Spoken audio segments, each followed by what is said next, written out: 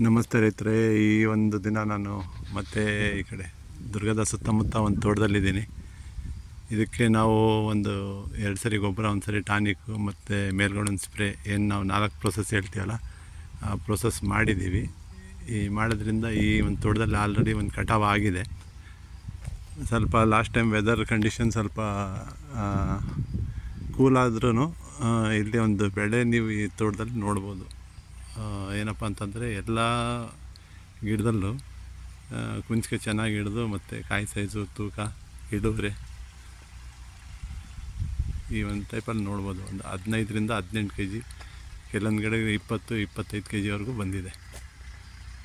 ಹಸಿ ಅಡಿಕೆ ಒಂದು ಗಿಡಕ್ಕೆ ಈ ಟೈಪ್ ಕುಂಚಿಗೆ ಸೆಟ್ಟಿಂಗ್ ಬಂದಿದ್ವಿ.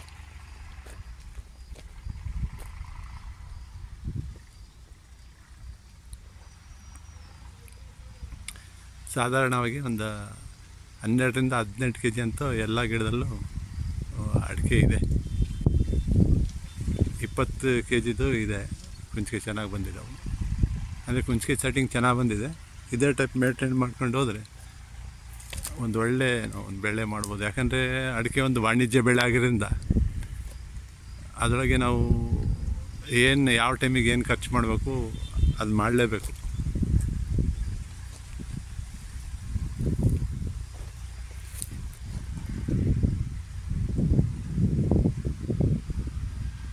ಈ ಟೈಪ್ ಫುಲ್ಲು ಕುಂಚಿಗೆ ಬಂದಾಗ ಒಂದು ಒಳ್ಳೆ ಇಳುವರಿ ಆಗುತ್ತೆ. ಈ ಸರಿ ತುಂಬ ರೇಟು ಜಾಸ್ತಿ ಇರೋದ್ರಿಂದ ಮುಂದೆ ಬರೋ ದಿನಗಳಲ್ಲಿ ಅಡಿಕೆ ಡಿಮ್ಯಾಂಡ್ ಜಾಸ್ತಿನೇ ಆಗುತ್ತೆ ಹೊರತು ಕಡಿಮೆ ಆಗೋದೇನು ಕಾಣ್ತಾ ಇಲ್ಲ. ಯಾಕಂದರೆ ಇದು ಸಾಕಷ್ಟು ಇಂಡಸ್ಟ್ರಿಯಲ್ ಯೂಸಿಗೆ ಹೋಗ್ತಾ ಇದೆ.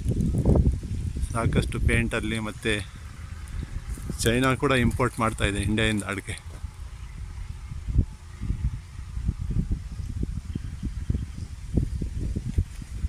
ಇಂಡಿಯಾದಿಂದ ಎಕ್ಸ್ಪೋರ್ಟ್ ಆಗ್ತದೆ ಅಡಿಕೆ, ಆ ಕಡೆ ಚೈನಾ